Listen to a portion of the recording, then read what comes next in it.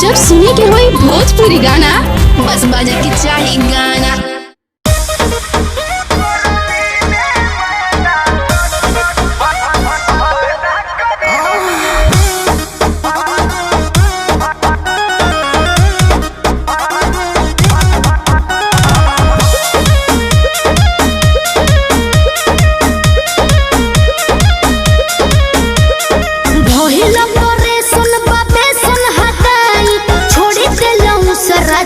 से मंगाए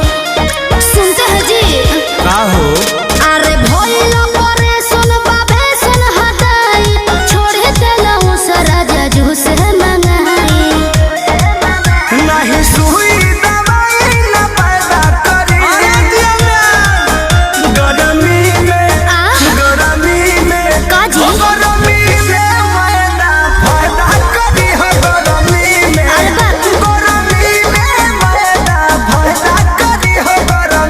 में अरे खा लो हम ना खाए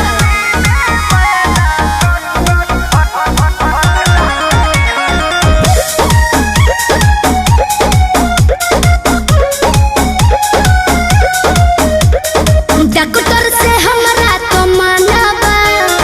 बिछुआ तो खाए के खाना बा। अरे इहो बिछुए ह खा जा बुझाइए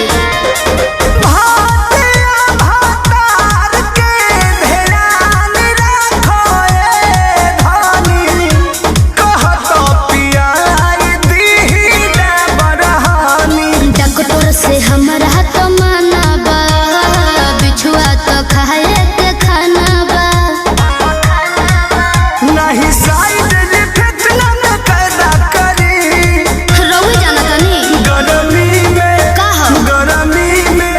हो गरमी में मैदा फायदा करी हो गरमी में ओहो गरमी में मैदा फायदा करी हो गरमी में अरे खा लो कहत नहीं ना खाए